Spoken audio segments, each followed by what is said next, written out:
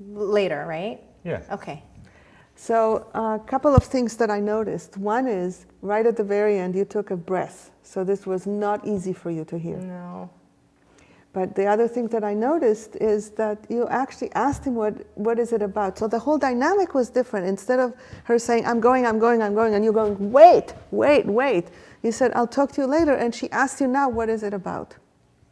So there was, it was tense, but there was more connection than before. Yeah. So let's now imagine that she's back. Did you notice that tension? Did you notice that extra breath?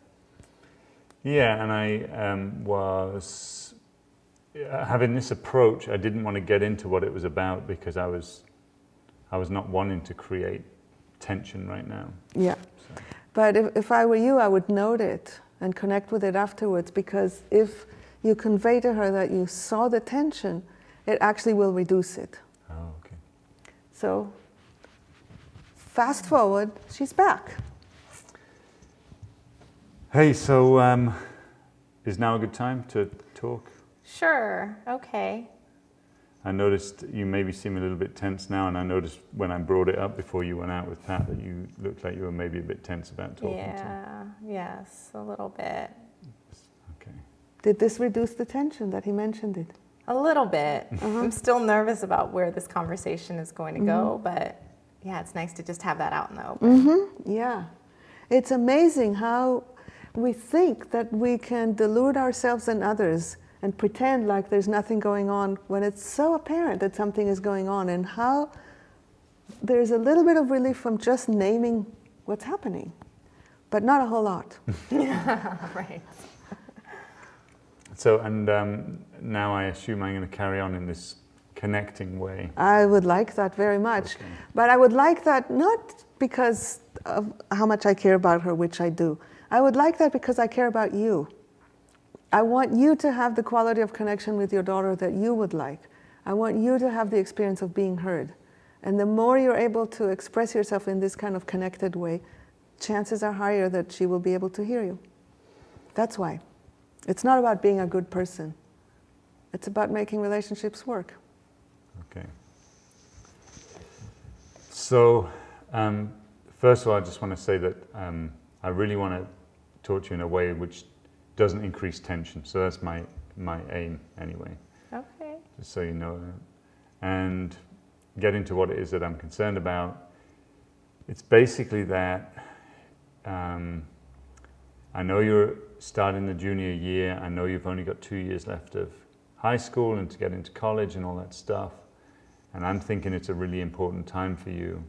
And then I'm seeing how much of your time you're spending with Pat, and I'm just getting really worried about it.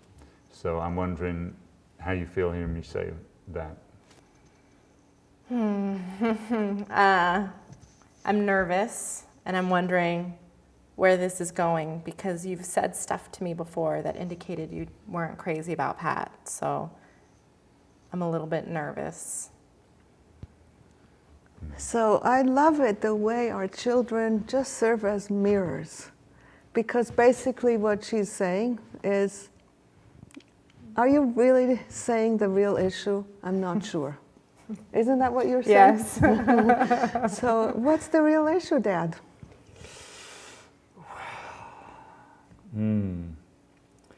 Yeah, I have said some things about Pat before. You know, I do have fear that when I've talked to him about his plans, you know, about whether or not he's wanting to go to college and stuff like that, that he's sort of just shrugged his shoulders and not wanted to talk about it. And I'm concerned that he might be wanting to take a path which is very different than the one I would want for you. So is that what I you're want to pause and say that given the level of tension, and given that this is someone she's going out with, and that this is important to her, with every added word that you say, you lose some of her attention. Wasn't that so? Mm-hmm. So I was building up my case for Pat. Yeah. And so, so I would try saying this again, but with far fewer words. The idea is as few words as possible to convey a message, and then reach back for connection. Okay. Chunk it up in small bits. Then you maintain the connection so that it doesn't drop. It just drops a little and builds back up, builds back up, builds back up, and then you're building connection instead of losing it. Okay, so there is something about Pat.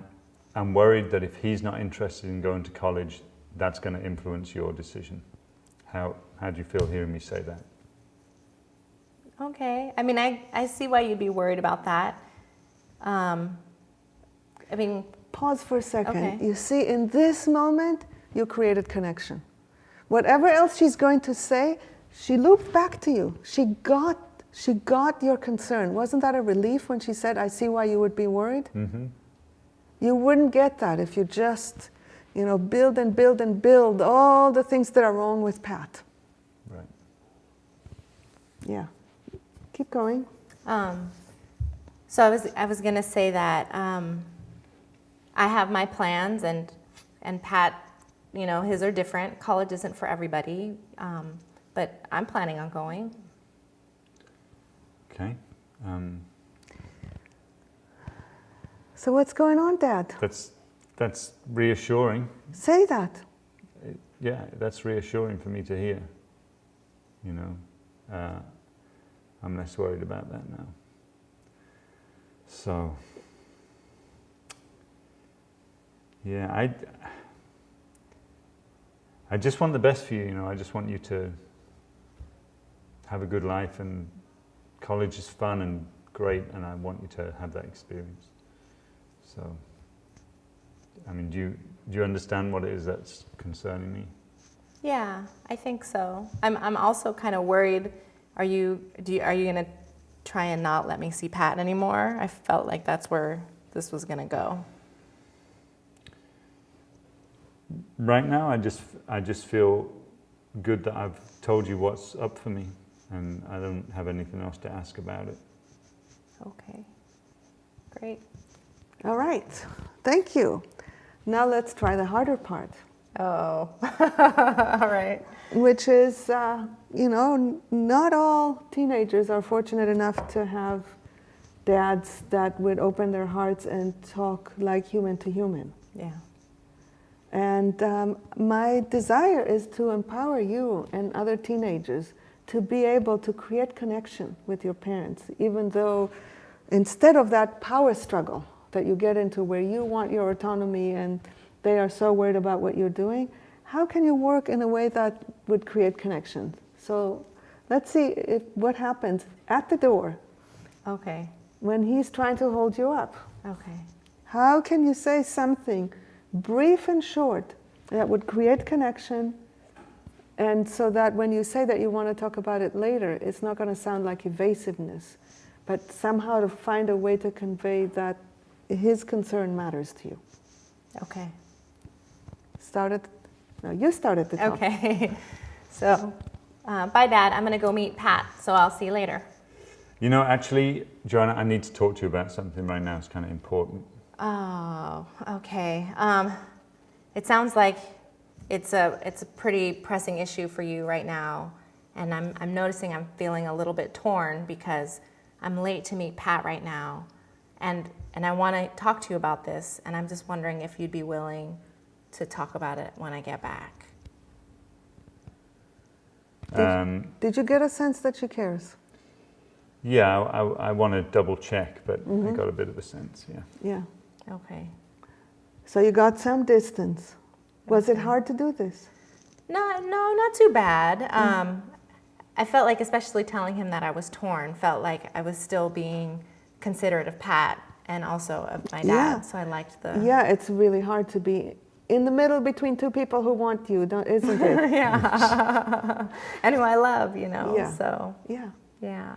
But I had a sense that you really conveyed a genuine heart presence. But let's see what he has to say and whether you can meet with that. Okay.